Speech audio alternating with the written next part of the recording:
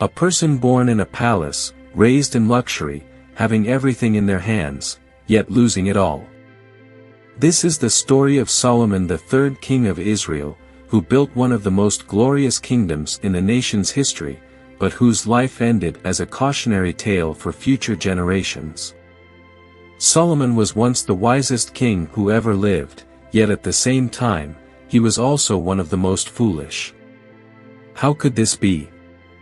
His reign began with power, prosperity, and extraordinary wisdom, all granted by God Himself. He ruled during a golden age, a time of peace, abundant resources, and widespread renown. But somewhere along his journey of glory, things began to take a different turn. His thirst for power, obsession with wealth, and love for foreign women led him down a path of destruction.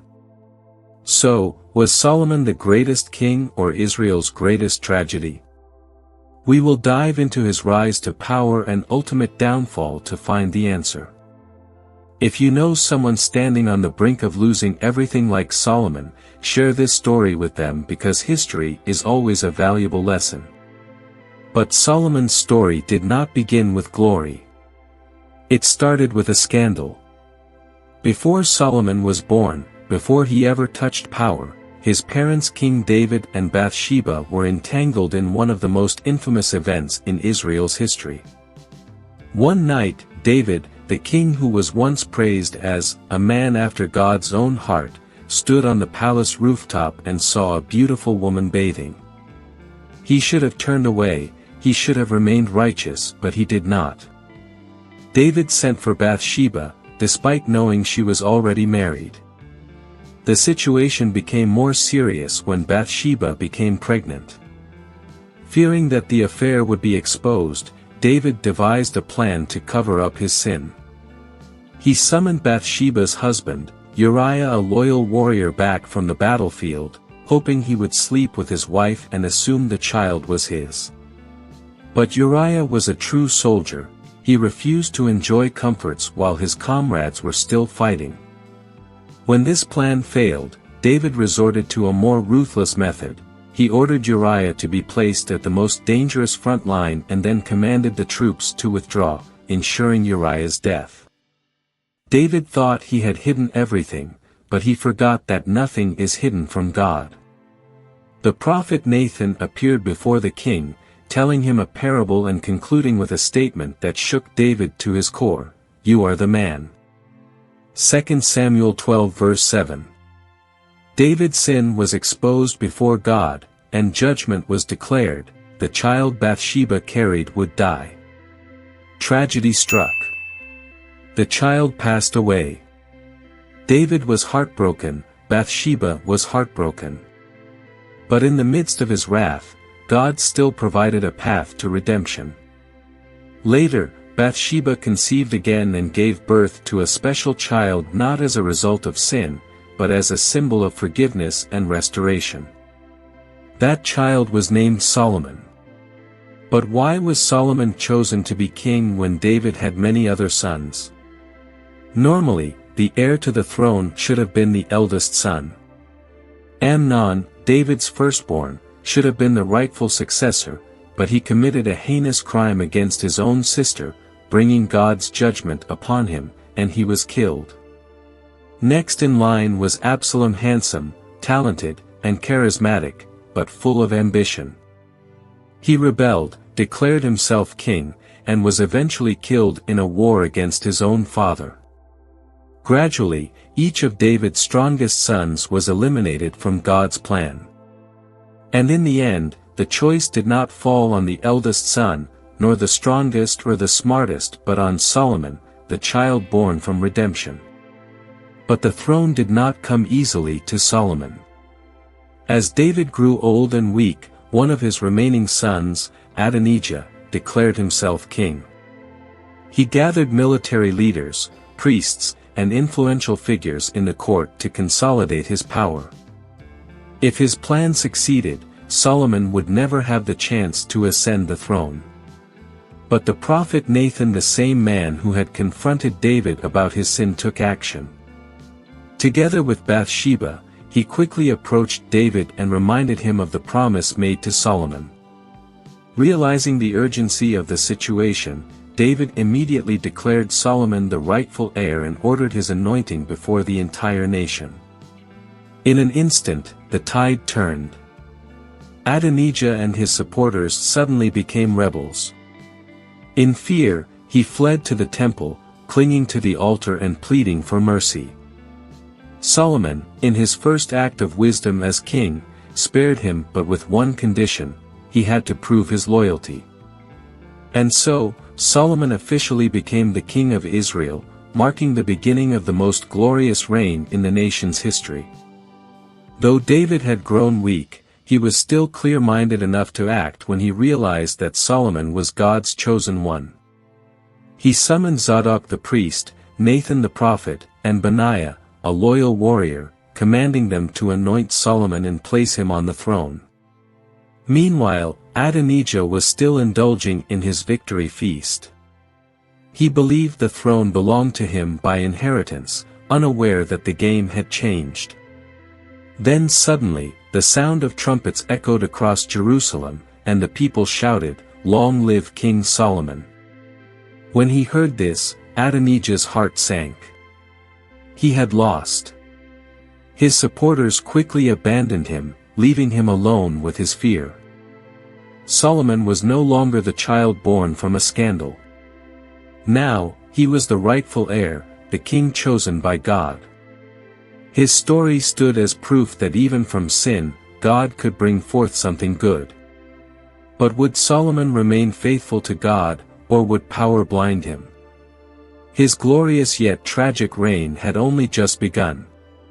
But the throne never comes easily. Though Solomon had been anointed king, there were still those who refused to accept this truth.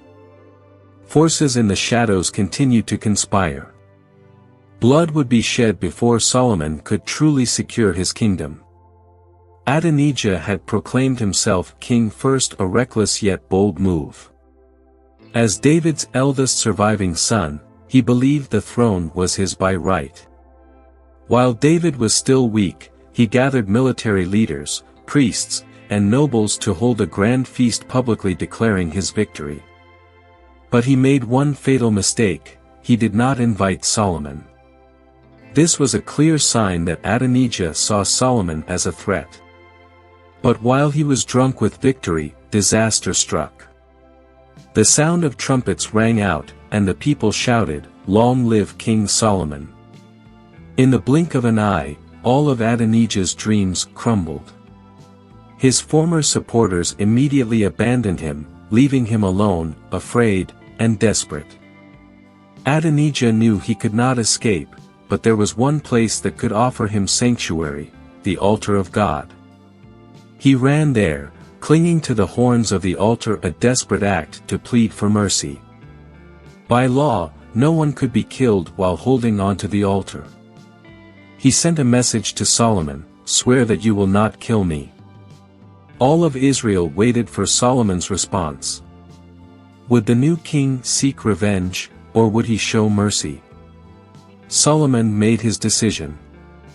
If he proves himself worthy, not a hair on his head will fall. But if he continues to conspire, he will die. Adonijah pledged his loyalty. The bloodshed was postponed, but not for long. David grew weaker by the day. He was no longer the young warrior who had defeated Goliath, nor the mighty king who had conquered nations. Now, he was just an old man waiting for his time to come. Before closing his eyes for the last time, he called Solomon to his side and gave him his final instructions. "Be strong, show yourself a man. Walk in the ways of the Lord." 1 Kings 2 verses 2-3. But David's voice grew heavier. He had unfinished business debts to settle, enemies yet to be dealt with. He mentioned 3 names. Joab, the brilliant but ruthless general, who had killed 2 innocent men and betrayed David. Shimei, the man who had cursed David when he fled from Absalom's rebellion. Adonijah, the former usurper who still posed a potential threat. Then, David closed his eyes and took his final breath.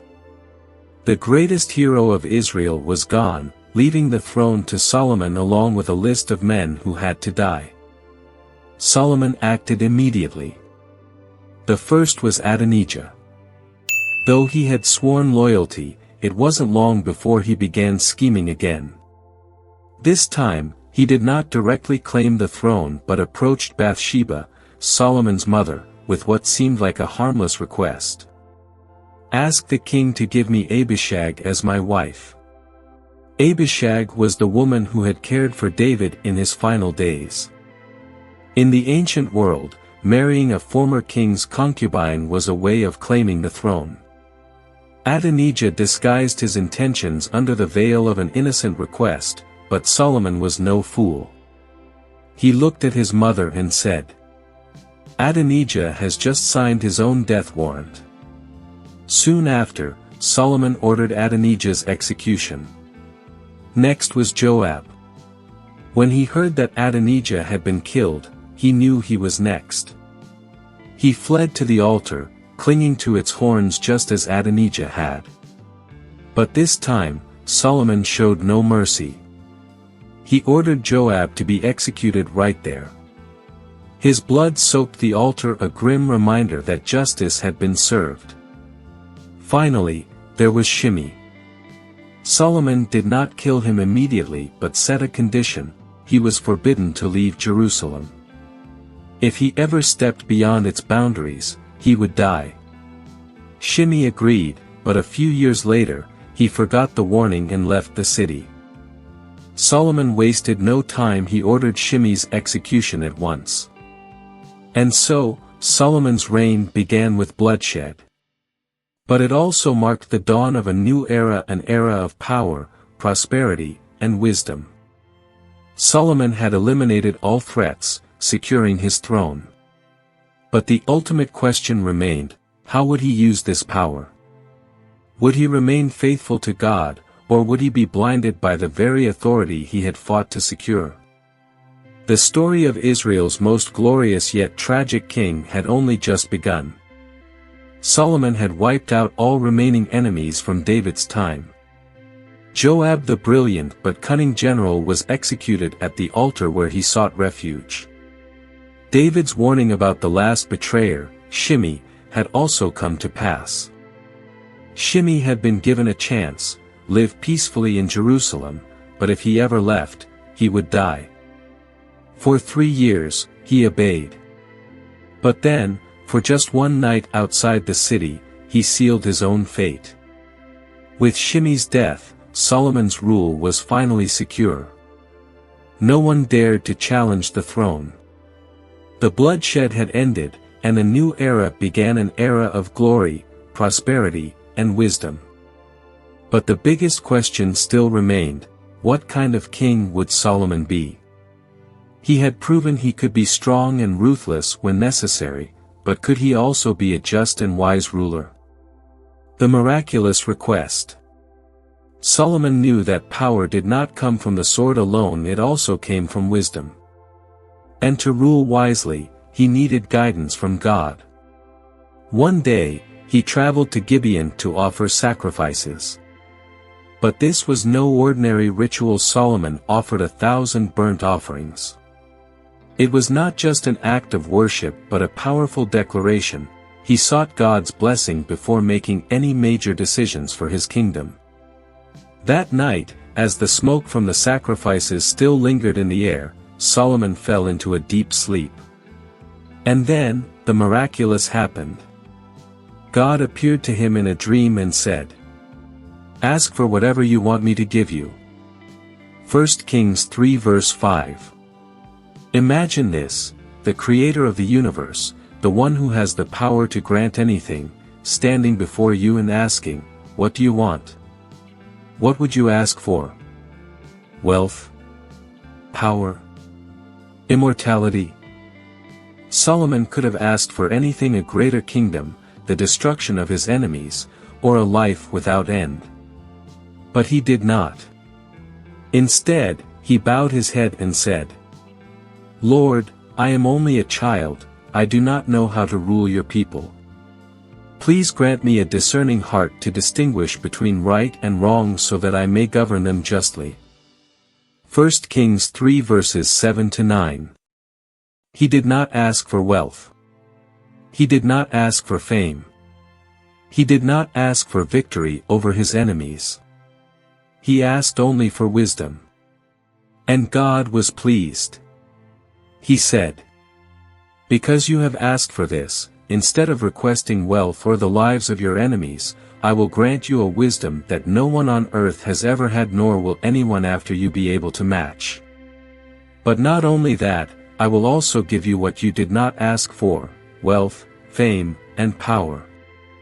Throughout your lifetime, no king will compare to you." 1 Kings 3 verses 11-13.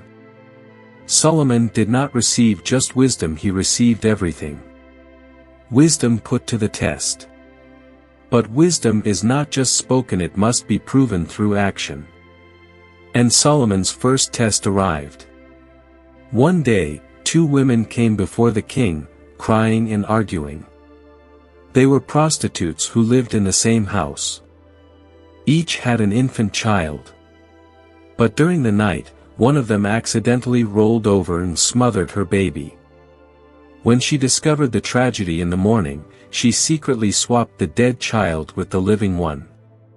But the real mother recognized the deception.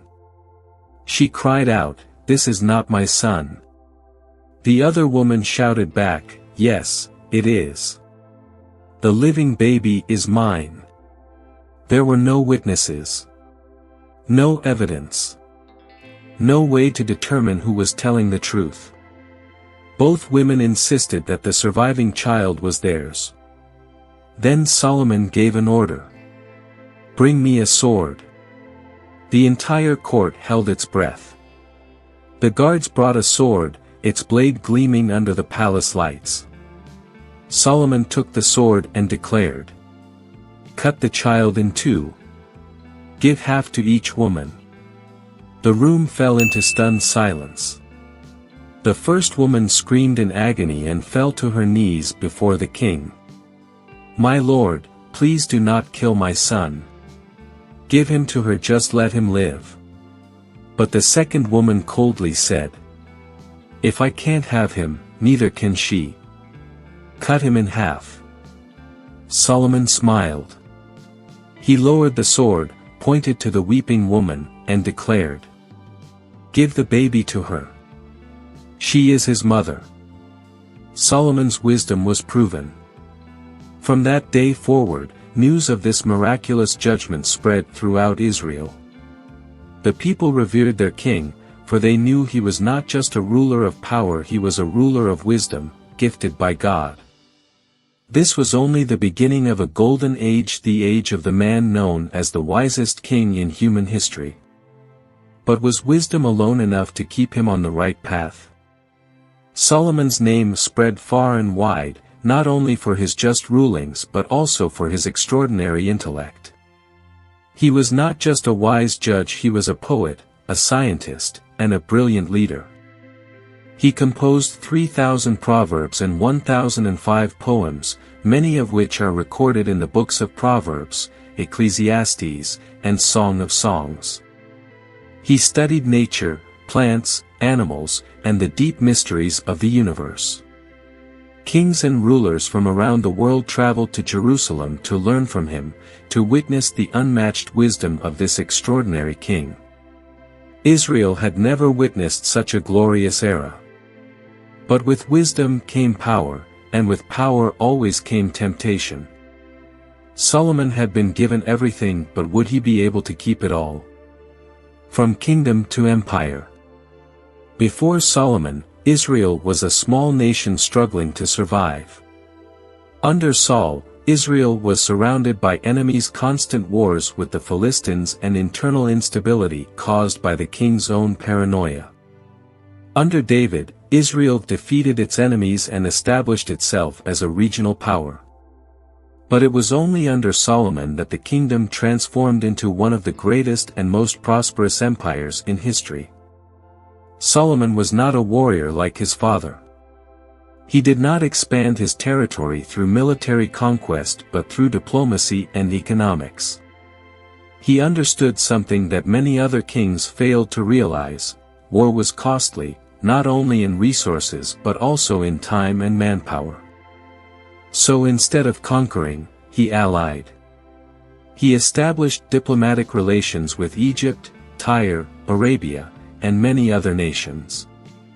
He married foreign princesses, turning political relationships into family alliances. He promoted international trade, making Israel the wealthiest trading hub of its time.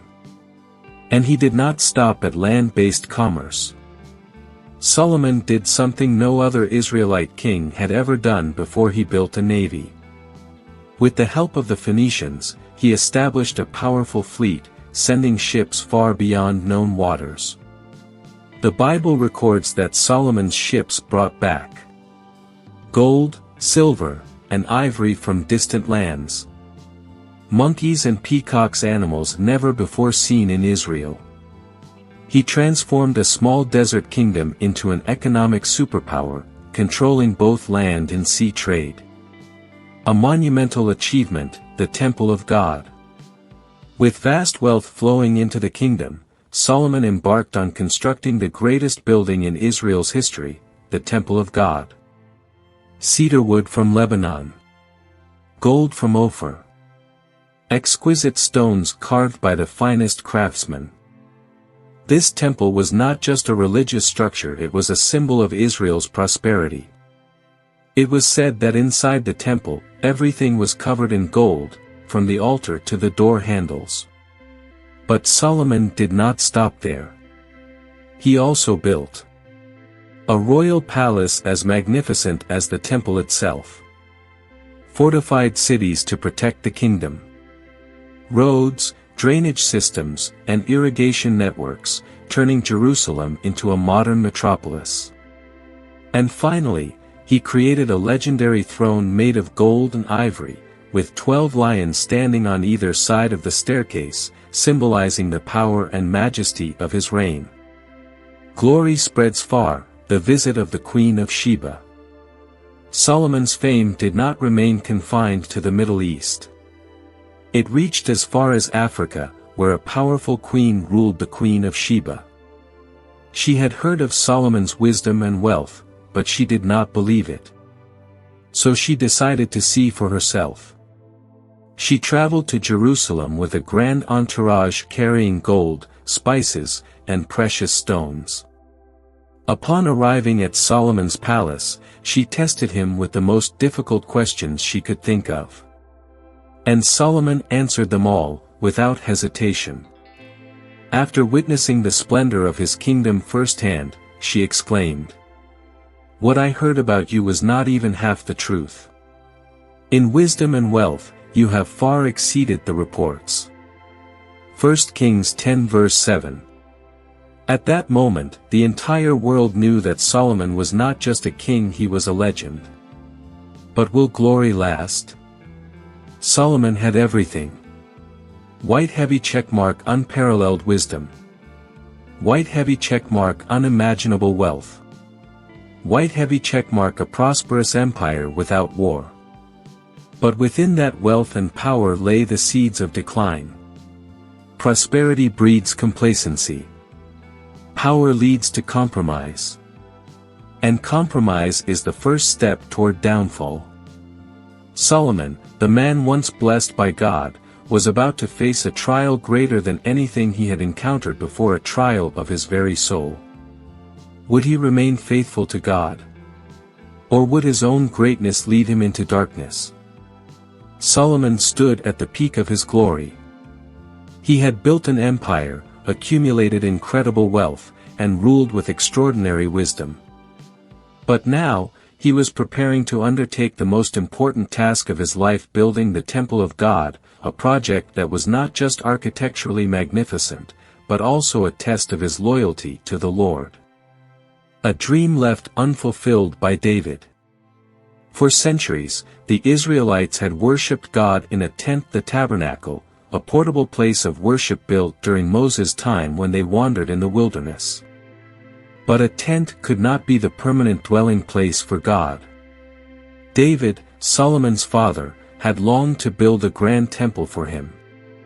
But because he was a warrior king, a man who had shed much blood, God denied him that honor.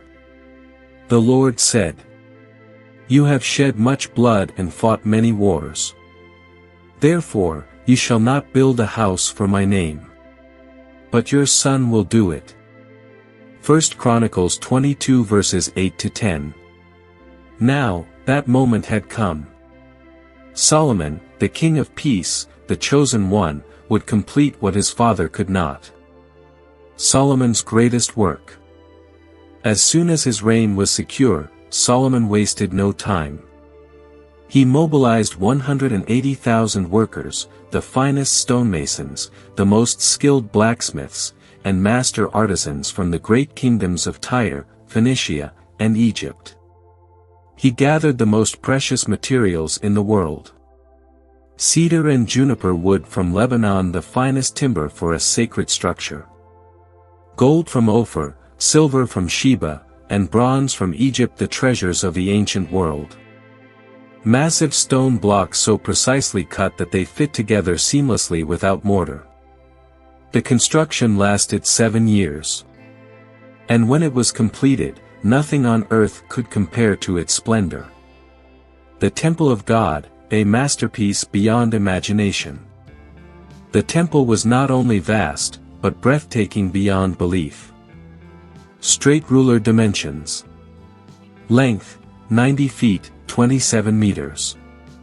Width, 30 feet, 9 meters. Height, 45 feet, 13 meters. Sparkles interior design. The entire interior was coated in pure gold walls, ceilings, even the floors. 2 colossal cherubim stood 15 feet, 4.5 meters, tall, covering the Ark of the Covenant with their wings. 10 golden lampstands, 10 golden altars, golden doors, golden chains, everything shimmered under the radiant light. This was not just a temple. It was one of the wonders of the ancient world. The dedication and the presence of God. After 7 years of labor, the long-awaited moment finally arrived. Solomon summoned the entire nation of Israel, the priests, the elders, and thousands of worshippers to witness the most magnificent dedication ceremony in history. The presence of God descends. In a solemn procession, the Ark of the Covenant, the symbol of God's presence, was carried into the most holy place of the temple. The people stood in silence, witnessing the holiest moment in Israel's history. Then, the miraculous happened. Scroll, when the priests withdrew from the holy place, the cloud of the glory of the Lord filled the temple.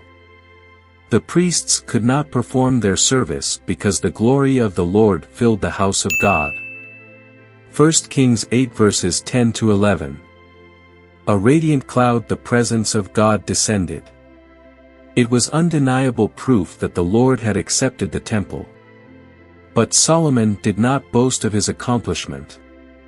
Instead, he knelt before the entire nation, lifted his hands toward heaven, and prayed. Scroll, Lord, God of Israel, there is no God like you. But will God really dwell on earth? Even the highest heavens cannot contain you, how much less this temple I have built. 1 Kings 8 verses 23 to 27. No matter how grand the temple was, it could never contain God. But Solomon asked for one thing. Scroll, when your people pray toward this temple, hear from heaven and forgive them. 1 Kings 8 verse 30. Then, fire fell from the sky and consumed the burnt offerings and sacrifices. Fire, when Solomon finished praying, fire came down from heaven and consumed the burnt offerings, and the glory of the Lord filled the temple. 2 Chronicles 7 verse 1. The people fell on their faces, worshiping and singing. Musical notes, the Lord is good, and his mercy endures forever. This was the most glorious moment in Israel's history, a nation fully surrendered under God's reign, in the most magnificent temple the world had ever seen. God's promise and warning. A few days later, God appeared to Solomon in a dream and said, "Scroll, I have heard your prayer and have chosen this place as my house." 2 Chronicles 7 verse 12. But he also gave a severe warning. "Scroll, if my people humble themselves, pray, seek my face, and turn from their wicked ways, I will hear from heaven, forgive their sins, and heal their land." 2 Chronicles 7 verse 14. But if they abandoned him, if they turned to other gods, "Scroll, I will uproot Israel from this land, and this magnificent temple will become a ruin." 2 Chronicles 7 verses 19 to 20. Will Solomon keep his promise, or make the greatest mistake of his life? Solomon had reached the height of his glory, but the greatest falls happen from the highest places. Would he remain faithful to God? Or would wealth, power, and hundreds of foreign wives lead him into darkness? Solomon's name had spread across the world. People spoke of a king with unparalleled wisdom, unimaginable wealth, and divine favor. Nations not only respected him but sought to learn from and ally with him. And among those who heard of him was a powerful queen from a distant land, the Queen of Sheba. She was a ruler of great authority, overseeing a wealthy kingdom that controlled the trade of gold, spices, and precious treasures.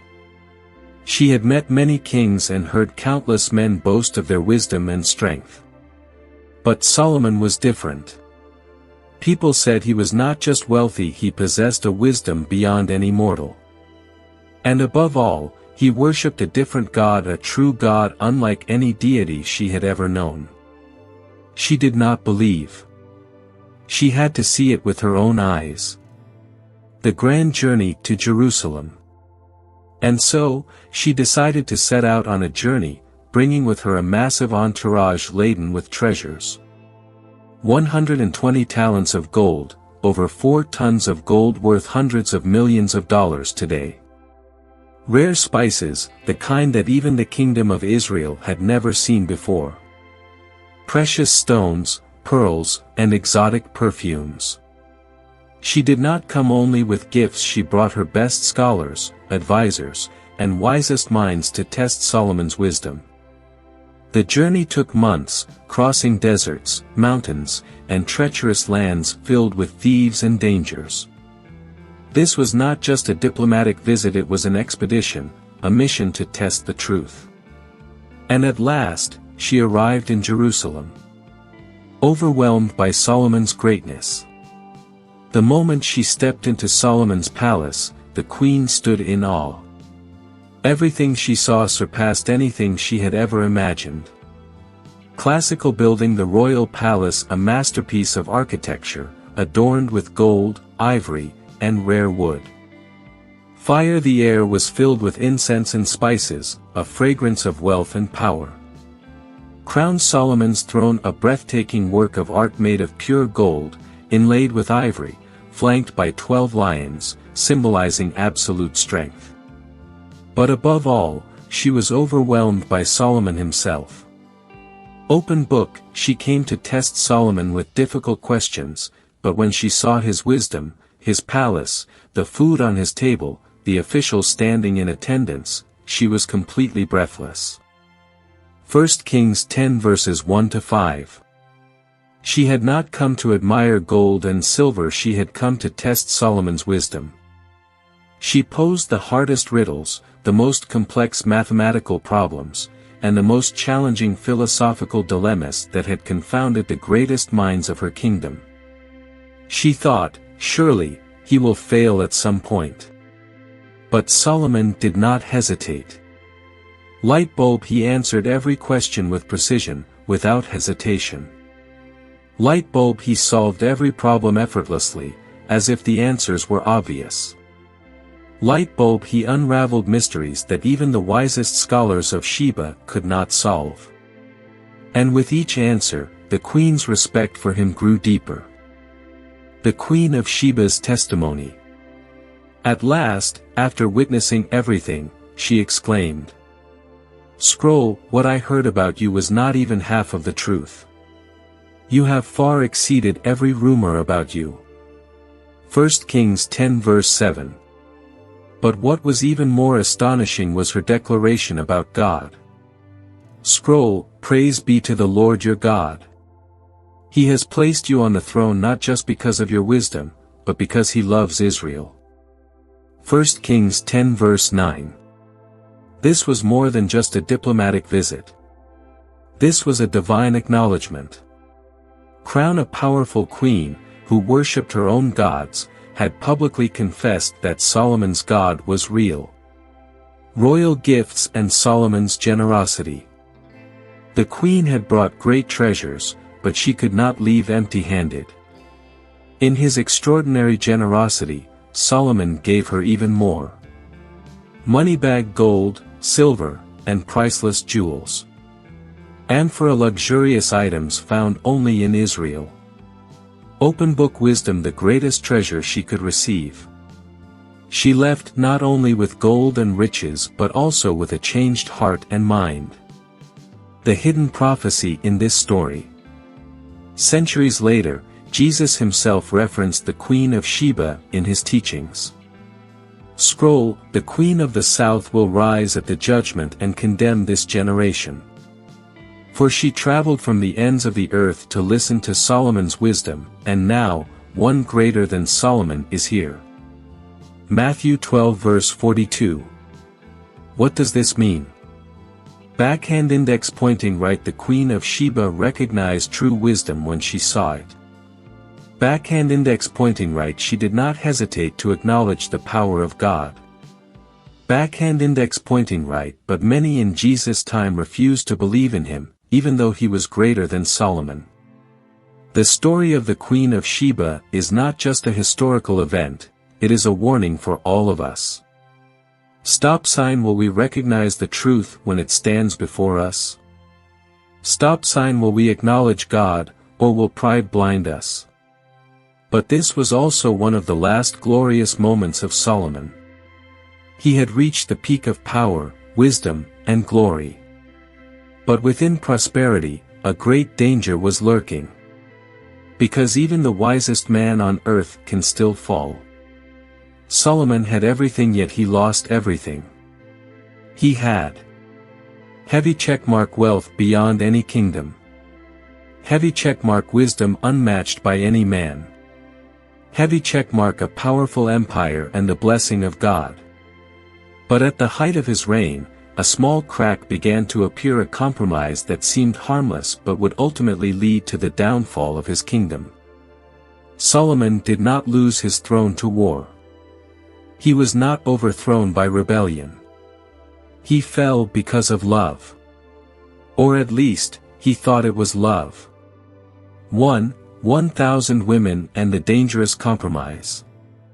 Imagine a royal wedding, flowers scattered on the ground, grand ceremonies, and noble guests from all over the world. But this was not just one wedding. Not just one bride. Scroll, King Solomon had 700 wives of royal birth and 300 concubines. 1 Kings 11 verse 3. 1,000 women. Why would the wisest man in the world choose such a path? Was it just desire? Or was there something more? The answer is not simple. In the ancient world, royal marriages were not about love, they were about politics and strategy. Marry an Egyptian princess, avoid war with Egypt. Marry a Moabite princess, control a key trade route. Marry Ammonite, Sidonian, and Hittite princesses, form alliances with neighboring nations. Each marriage was not just a wedding, it was a diplomatic treaty. Solomon thought he was strengthening the kingdom. But he did not realize that he was trading his loyalty to God for political security. 2. When kings bring their gods. Every foreign princess Solomon married did not just bring a dowry, they brought their gods. Scroll, the foreign women will turn your heart away from me. 1 Kings 11 verse 2. At first, Solomon may have believed he was still faithful to God. A small altar in the corner of the city? No problem. A place for his wives to worship their idols? Just a diplomatic gesture. A small temple outside Jerusalem? To maintain peace.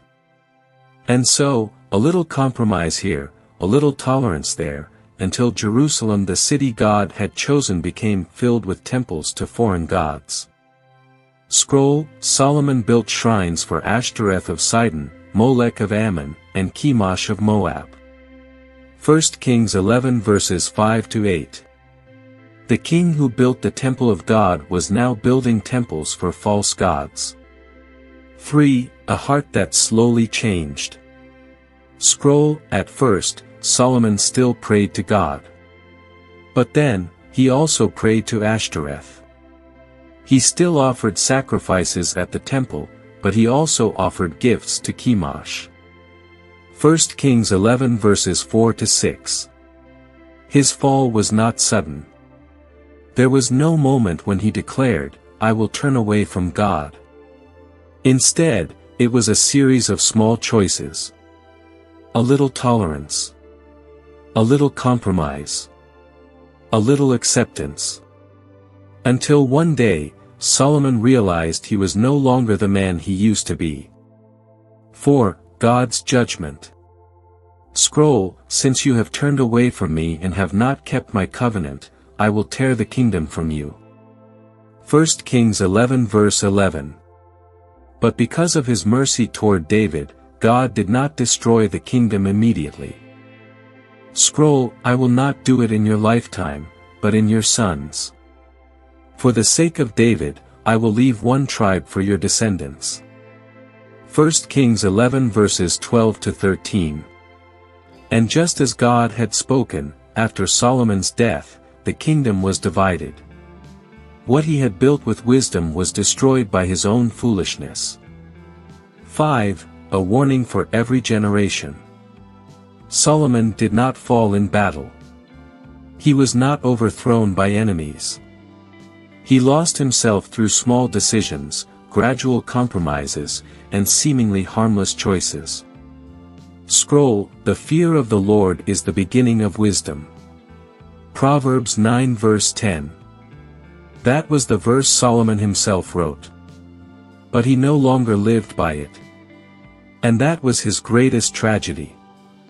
Light bulb, how many people once loved God, but slowly drifted away. Light bulb, how many leaders were once righteous, but little by little became corrupt. Light bulb, how many nations were built on justice, only to fall into greed and decay. Solomon did not lose his kingdom through war. He lost it because he lost his heart. 6. Did he ever return? Scroll, remember your Creator in the days of your youth. Fear God, for this is the most important thing. Ecclesiastes 12 verses 1 and 13. These words may be Solomon's final confession. Did he realize his mistake in his last days? Did he return to God in time? The Bible does not say for certain. But one thing is clear, his legacy was no longer whole. He was the greatest king, but also the greatest cautionary tale in history. Backhand index pointing right, are we making the same mistakes? Backhand index pointing right, are we tolerating small things that could lead to great consequences? Because sin never comes all at once, it is a road paved with small decisions. Scroll, those who keep their eyes on the Lord will never be shaken. Psalm 16 verse 8. But Solomon forgot this. And he lost everything. Solomon's kingdom remained prosperous. The temple still stood, gleaming in the sunlight. The streets were still bustling with merchants from all over the world, bringing gold, spices, and treasures. But beneath all the grandeur, a crack had formed, a crack that no one could see, but one that was slowly tearing everything apart. Solomon, the wisest king who ever lived, was on his way to becoming the greatest fool in history. Not because of war. Not because of rebellion. But because of his own heart. 1. When compromise becomes sin. Scroll, because you have done this, I will tear the kingdom away from you. 1 Kings 11 verse 11. Imagine Jerusalem in its most glorious days. Sparkles the temple of God, covered in gold, shining as one of the wonders of the ancient world. Shopping bags, markets overflowing with luxury goods from the greatest civilizations. Crown royal visitors from all over the world, coming to seek Solomon's wisdom. But amid all the wealth, foreign altars had appeared. A small shrine for Chemosh, the god of Moab. An altar for Ashtoreth, the goddess of Sidon. A place of incense for Molech, the Ammonite god who demanded child sacrifices. Scroll, Solomon did evil in the sight of the Lord. He was no longer fully devoted to him like his father David had been. 1 Kings 11 verse 6. The king who once prayed for wisdom was now kneeling before stone idols. Compromise starts small, but it never stays small. 2. When God pronounces judgment. Scroll, you have broken my covenant. Therefore, I will tear the kingdom from you. 1 Kings 11 verse 11. But even in judgment, God remembered his promise to David. Scroll, because of my love for David, I will not do this in your lifetime. But your son will bear the consequences. 1 Kings 11 verses 12 to 13. The kingdom would not fall immediately. But it had already been condemned. 3. A terrifying prophecy. Not long after, a man emerged, Jeroboam, one of Solomon's servants. One day, as Jeroboam left the city, a prophet named Ahijah met him. Scroll, Ahijah took off his cloak and tore it into 12 pieces. Then he looked at Jeroboam and said, Scroll, take 10 of these pieces, for the Lord will tear the kingdom from Solomon's hand and give you 10 tribes. 1 Kings 11 verse 31. Scroll, only one tribe will remain for Solomon's son, for the sake of David. 1 Kings 11 verse 32. The greatest kingdom in Israel's history was about to be torn apart. And all of it because of Solomon's sin. 4. Solomon's silence. The king who once spoke with God was now silent. The man who wrote, "The fear of the Lord is the beginning of wisdom," no longer feared him.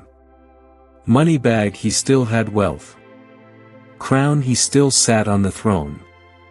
Scroll, he was still a powerful king. But the blessing was gone. When he was young, he wrote Proverbs, sharing wisdom with the world. But in his old age, he wrote Ecclesiastes, a book filled with regret. Scroll, meaningless. Meaningless. Everything is meaningless. Ecclesiastes 1 verse 2. The king who had everything finally realized. He had lost the most important thing. 5. A legacy in ruins. After 40 years of ruling, Solomon died. There was no rebellion. There was no war. But his kingdom would not survive long after him. When his son, Rehoboam, took the throne, the people of Israel came to him and said, Scroll, your father placed a heavy burden on us. Please lighten it. 1 Kings 12 verse 4. But instead of listening, Rehoboam chose to oppress them even more. The result? The kingdom split in two. Small Blue Diamond, the 10 northern tribes followed Jeroboam, creating the kingdom of Israel. Small Blue Diamond, only the tribe of Judah remained loyal to David's lineage. Scroll, the Israelites rebelled, and from that day on, the kingdom was never united again. 1 Kings 12 verse 19. What Solomon built in 40 years collapsed in just a few days. And it all began with one small compromise. 6. Lessons from Solomon. History is not just stories of the past. Warning Solomon is a warning. Warning every leader may start well, but what matters is how they finish. Warning every nation may be blessed by God, but if they forget Him, they will fall. Solomon was once the wisest king, yet in the end, he lost everything. And the question remains. Backhand index pointing right, are we walking the same path as Solomon? Backhand index pointing right, are we making small compromises with sin, only to one day look back and no longer recognize ourselves? Backhand index pointing right, do we still fear God as we did at the beginning?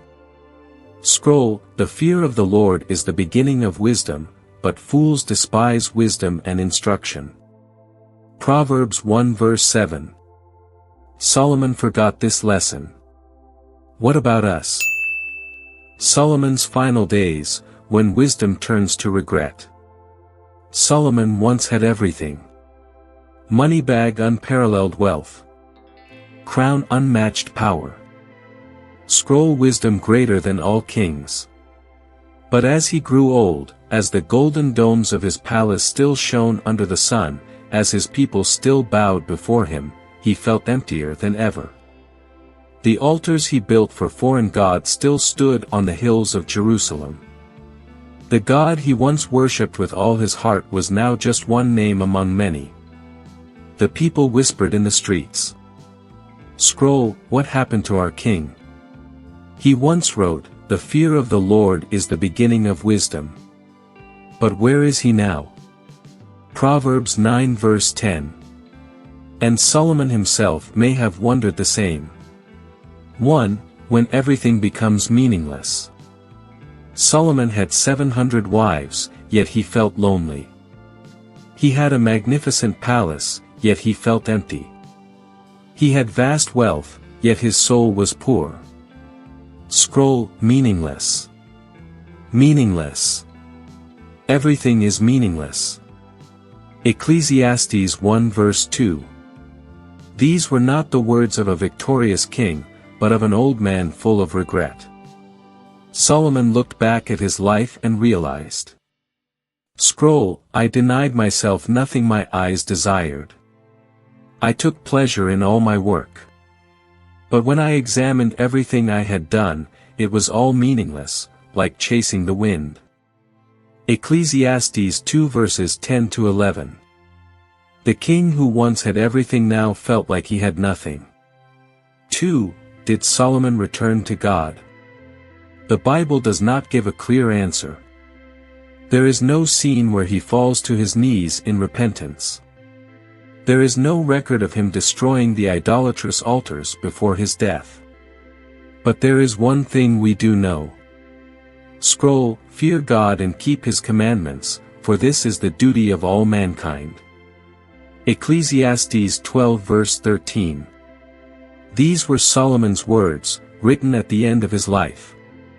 Did he truly return to God? We cannot be certain. But we do know that he realized his mistakes. Perhaps this was his final gift to humanity, a warning. 3. The fall of the kingdom.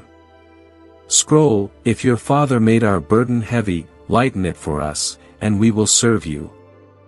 1 Kings 12 verse 4.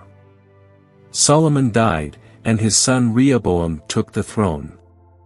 But instead of following David's wisdom or Solomon's greatness, Rehoboam ruled with arrogance.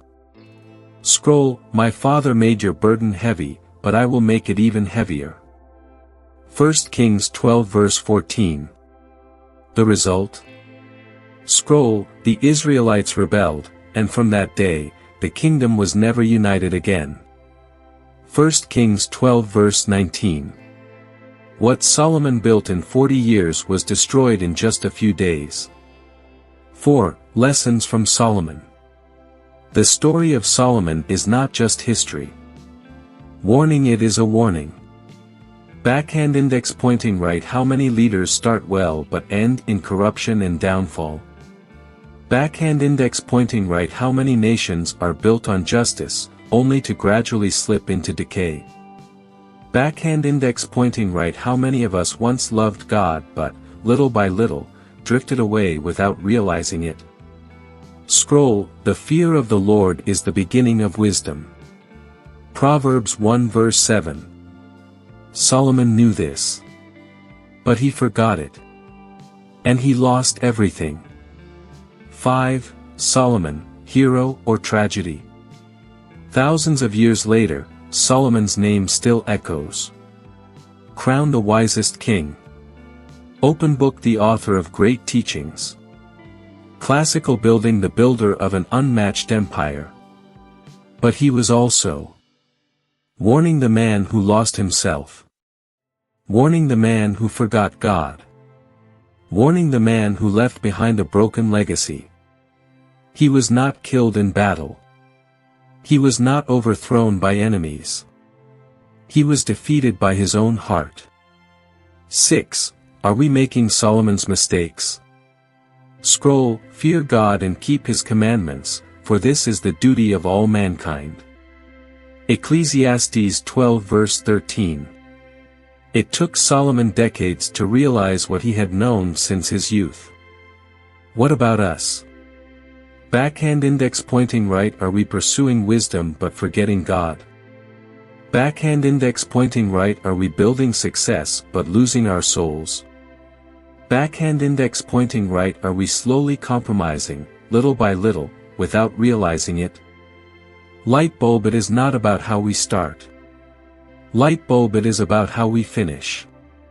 Scroll, what good is it for someone to gain the whole world, yet forfeit their soul?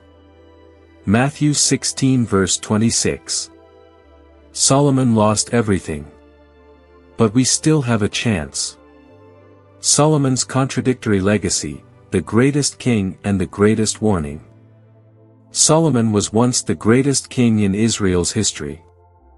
Globe showing Europe, Africa. His kingdom stretched from the Euphrates River to Egypt. Moneybag gold, silver, and treasures flowed into Jerusalem. Ship, his navy dominated both the Mediterranean and the Red Sea. Classical building, the temple of God was the greatest structure of its time. Solomon not only built a mighty kingdom, but he also left behind wisdom that influenced generations. But then, he lost it all. Crossmark, not because of war. Crossmark, not because of an assassination. Crossmark, not because of a rebellion.